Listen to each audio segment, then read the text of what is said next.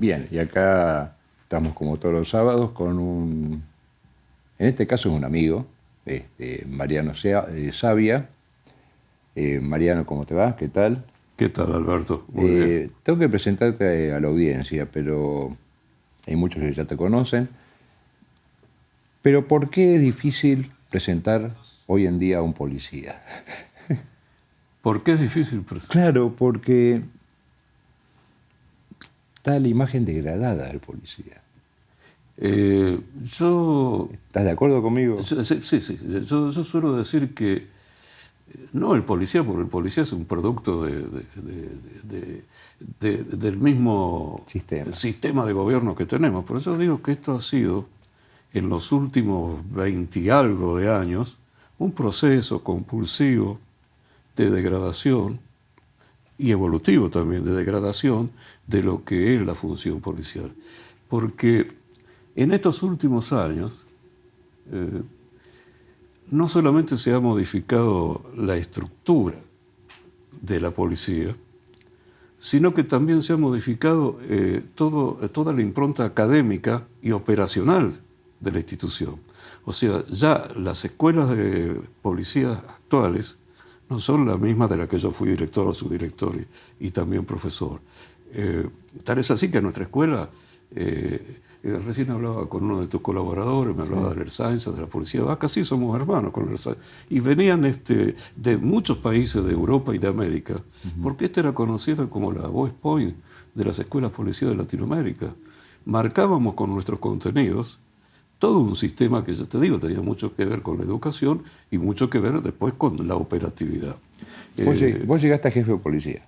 Sí, Te retiraste como jefe de policía. de Rosario y después de la provincia. Y de la provincia. Incluso fui titular del Consejo de Seguridad Interior de la zona litoral que tenía la policía de la Mesopotamia. Bien, a ver, ¿cómo le explico a la gente de que no tenés un campo, no tenés casas ¿Y de fin de cómo? semana, ¿Y no cómo tenés, esto? no tenés un Mercedes-Benz? ¿Pero cómo? Es imposible. A ver, Es imposible. Nuestros sueldos han sido bajos, pero nunca tan bajos como los de ahora, ¿eh? Eso sí. bueno, pero ver, más allá del sueldo, la gente piensa de que un comisario en adelante ya hace plata Bueno, mira, por izquierda. yo les diría, mira, algún día yo estoy en la comisión directiva del Centro de Retirados Policiales. Te invitaría a uno de nuestros almuerzos para que vos veas a esos generales que eran poderosos, parecían los generales Patton de la policía, cómo viven, cómo están. La generalidad de la policía, no te podés hacer rico No, en la no función. con el sueldo, no. Salvo que, sí, hay algunos que por ahí, algunos reciben alguna herencia. Todos hemos recibido alguna herencia, pero Bueno, muy chiquitito. pero bueno, algunos por ahí, yo no conozco ninguno que haya recibido una herencia grande que lo haga no, poder pero tener conoces, hay muchos que se enriquecieron sí, pero ilegalmente. pero todo entra dentro, que vos sigas el camino recto, entra desde tu preparación en la escuela, cuando te explican que si vos te corrompes por un atado de cigarrillos, que se corrompe por lo poco, se corrompe por lo más. O sea que el que empieza haciendo lo que no corresponde puede llegar así. Pero no es como lo pintan, porque todos los días vemos en los diarios que este policía, hoy por ejemplo leía en uno de los diarios, el policía que mató a su señora, ¿qué? Un policía mató a su señora, sí, era, no sé en qué provincia, todo parece que fuera lo mismo. Claro. Y vemos que un policía está procesado porque malversó. Sí, malversó porque compró cuatro faroles para un patrullero que está parado en la puerta de la comisaría, que si no después sale que tienen el patrullero parado en la puerta. O sea, lo que tenía que utilizar para comprar una cosa, lo compró para otra. A la pregunta tuya, es imposible para un policía que no tenga otros medios y que haya trabajado toda su vida en la policía. Yo, por supuesto, no trabajé toda la vida en la policía. Fui bancario, fui periodista, fui un montón de cosas. Pero, bueno, en el periodismo tampoco se hace plata Bueno, pero, y ni se hace pero nada. toda tu carrera principal la hiciste. Esa es mi carrera principal. O sea, toda mi vida, prácticamente toda mi vida es la de política. Es imposible que uno tenga fortuna, no se puede. Porque si alguien gana... Claro, pero mi pregunta iba por otro lado, Mariano. Es decir, yo creo que acá nos informan siempre de que, de una manera u otra, de que el policía es corrupto. Y no es así. Es decir, hay policías corruptos. Sí, pero es una... como en todo. El comisario general de Negri, un gran jefe de policía que tuvimos, siempre... bueno, hacía mención a Wells, un escritor en el que decía que cuando menos de la mitad de los policías son corruptos, ya estamos en peligro, pero menos la mitad menos del 1%, del 0,5%. Sacá la cuenta en 23.000, ¿cuántos pueden ser, pueden no haber hecho las cosas que tenían que hacer? Porque corrupción no es robarse $1.000.000, también corrupción es llevarse 10.000 pesos, lo que sea, cierto. y que por eso son sancionados, porque no hay persona tan propicia para pagar sus deudas con la ley que el policía. Enseguida se descubre. Bien, si ahora vos fueras jefe de policía, si en estos momentos estuvieras a ver dentro de la policía, la realidad de hoy no fue la realidad tuya. No, totalmente distinta. Porque yo era un jefe de policía poderoso.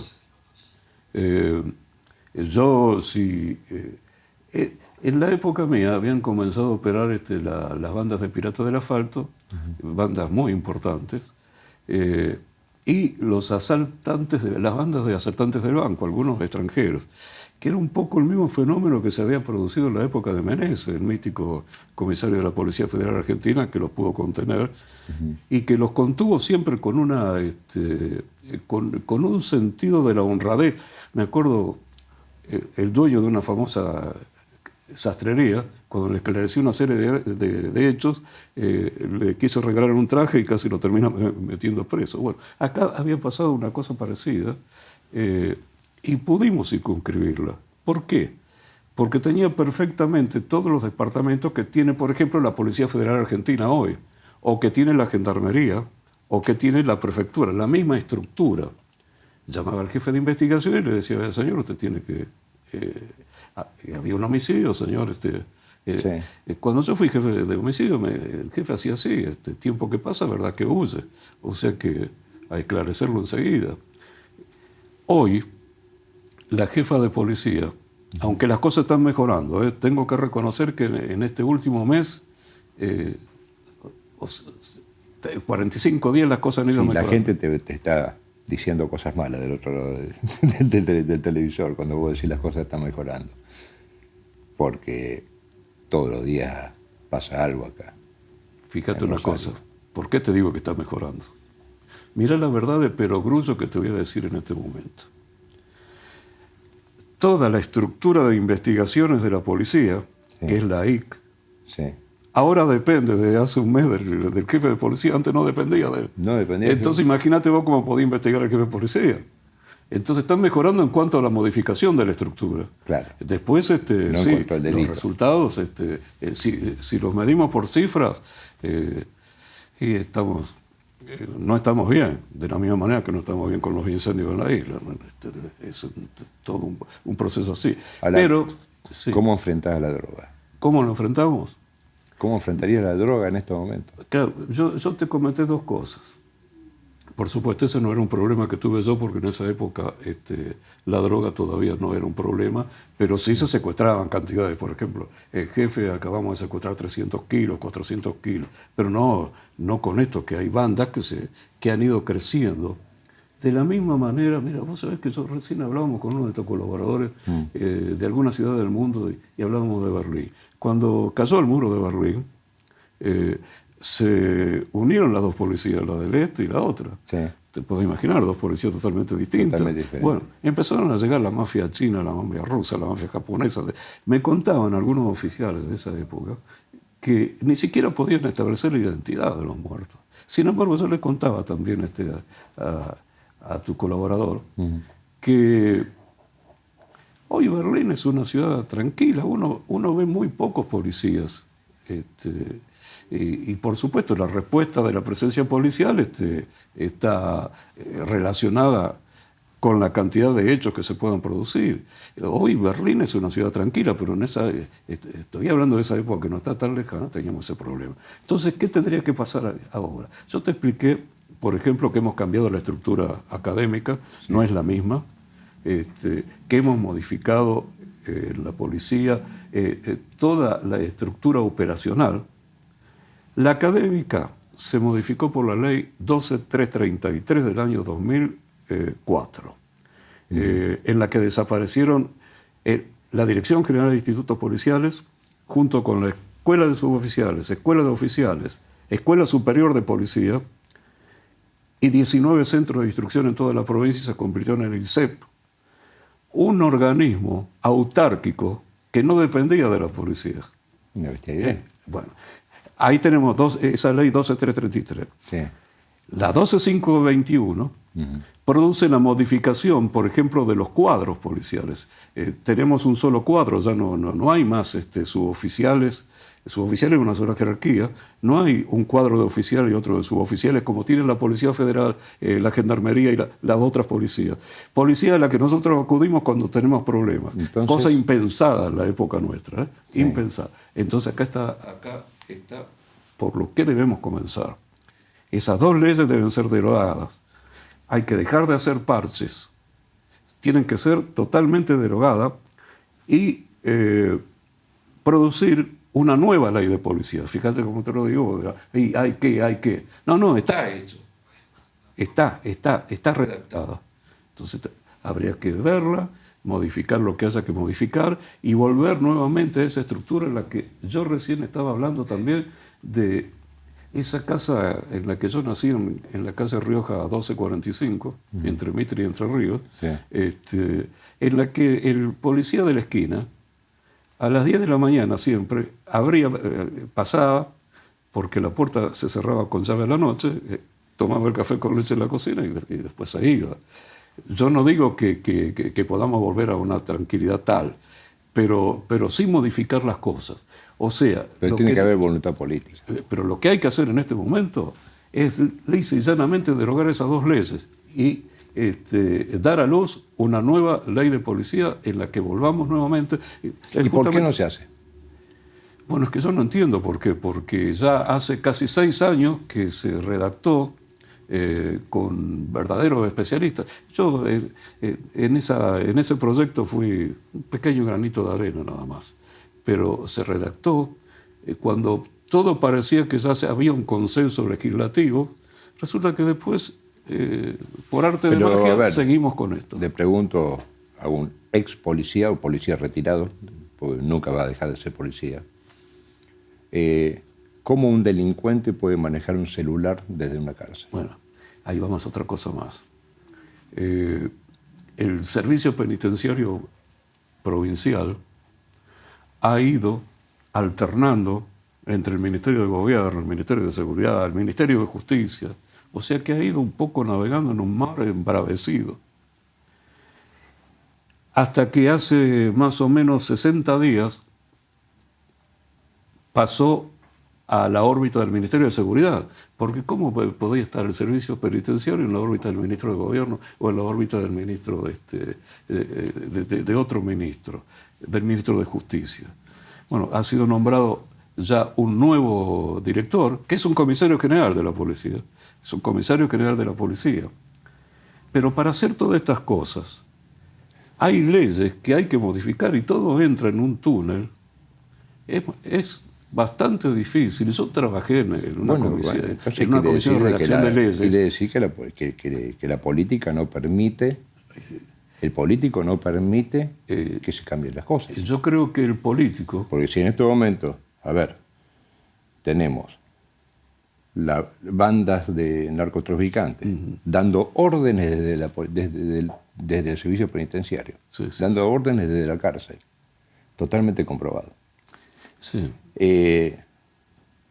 que hoy en día también un policía, si no se defiende de frente, está en este momento al borde de ir en cadena perpetua a él. Sí, Alberto, sí. Si a un motochorro no, a los 24 horas hay que soltarlo. Claro.